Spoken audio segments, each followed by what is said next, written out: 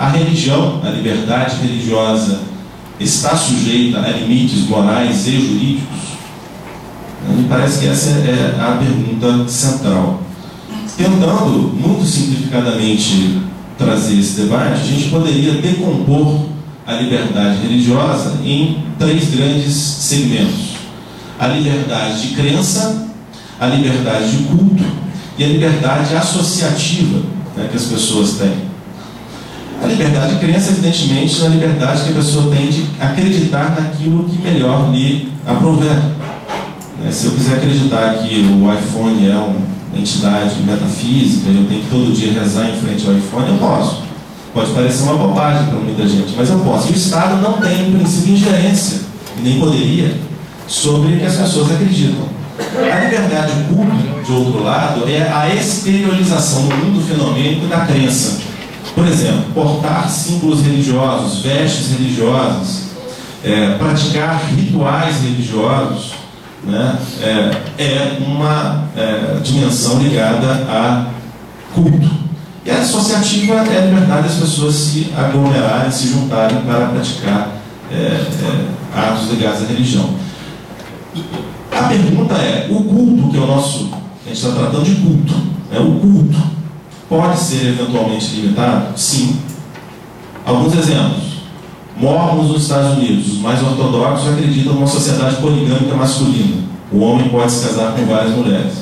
A decisão não é muito sábia, porque uma mulher já dá muito trabalho. Mas, enfim, ele pode contrair matrimônio oficialmente perante o Estado com mais de uma mulher, em nome da religião?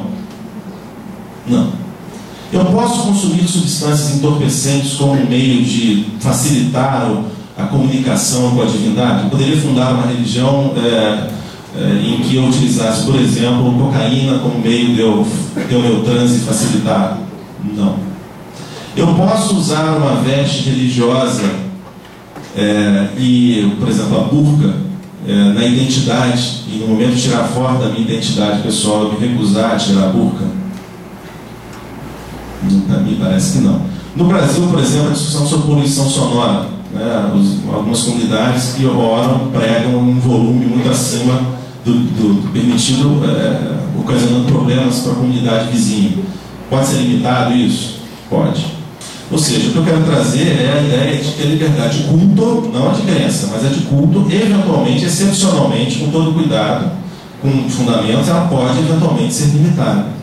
O exemplo final que eu gostaria de trazer a vocês, eu sei que já cheguei, são 10h15, mas pediria só mais 5 minutinhos para eu terminar, é a questão da farra do boi. Normalmente a farra do boi, o caso da farra do boi, que é um caso que se tornou célebre no direito ambiental, é discutido como manifestação cultural. É um problema ligado à manifestação cultural. De fato é. Mas atrás da manifestação cultural está a questão da religião. Por quê? Porque a simbologia da farra do boi nada mais é do que a simbologia que retrata a chamada malhação do Judas. Que no período da Quaresma, algumas comunidades religiosas, por uma questão de simbologia, malham o Judas. No caso específico dessas comunidades açorianas, a malhação do Judas se transformou na malhação de um bovino.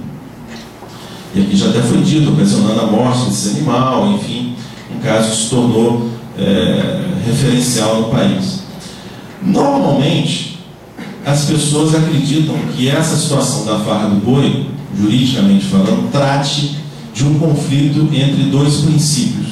O princípio, a liberdade de manifestação do pensamento, manifestação cultural, ou se quiserem, a própria liberdade religiosa, de um lado, e de outro lado, o princípio constitucional da proteção da fauna, esculpido lá no artigo 225. É o que normalmente as pessoas acreditam estar se tratando do caso.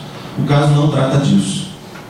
O caso, na minha opinião, evidentemente, o caso, na verdade, trata de um conflito entre um princípio, liberdade religiosa, manifestação cultural, e uma regra.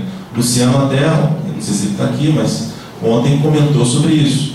De fato, concordo com o Luciano no sentido de que penso que o 225, parágrafo 1º, 7, trata de uma regra.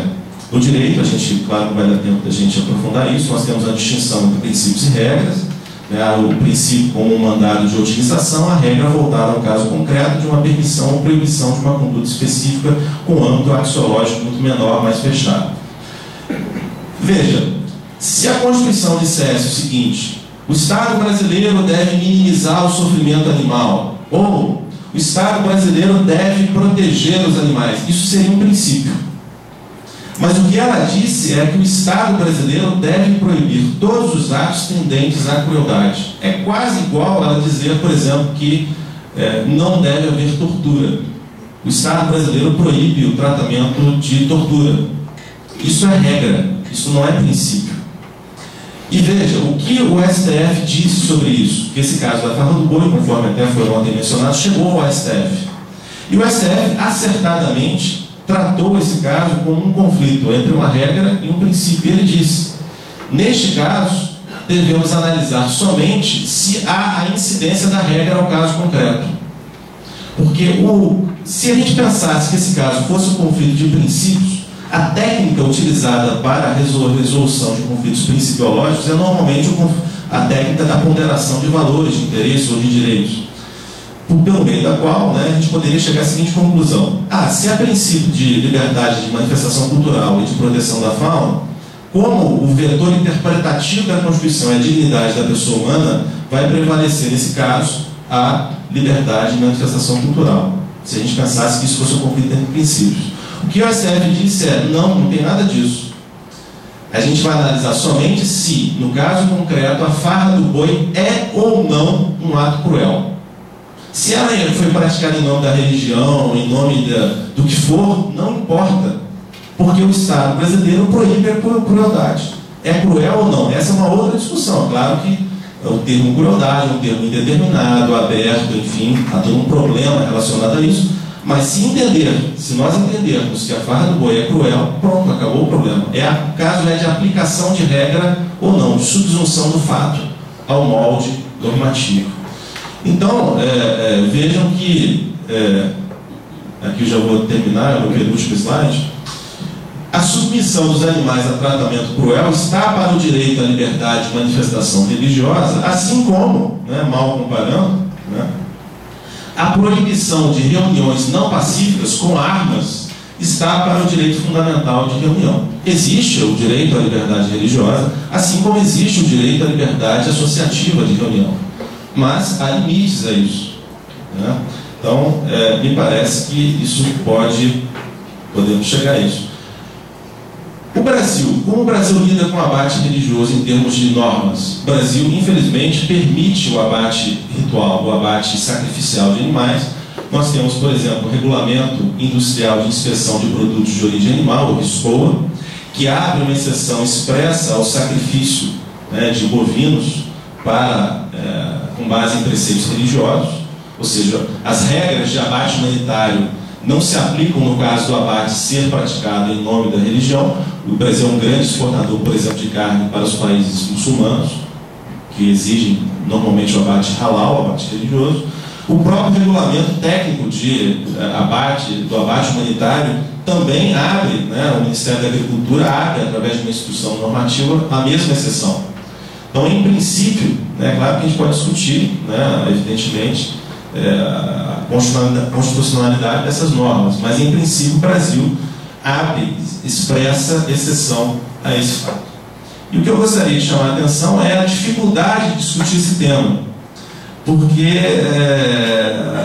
me parece que a sociedade como um todo instrumentaliza de tal forma os animais, e aqui é uma foto que ficou famosa sobre a discussão sobre o abate de animais, até saiu na Veja, na Isto É, enfim, reportagem sobre isso, que me parece que fica quase que irreal a gente estar aqui discutindo limites da liberdade religiosa se todo mundo, é claro, figurativamente, consome animais.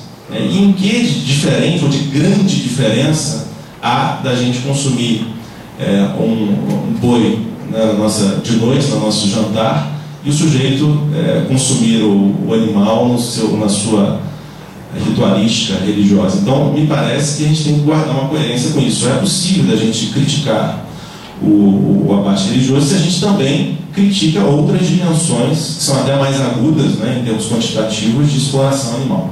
O tempo é muito pequeno, gente, mas depois a gente pode discutir mais. Agradeço aí a paciência de vocês. Obrigado.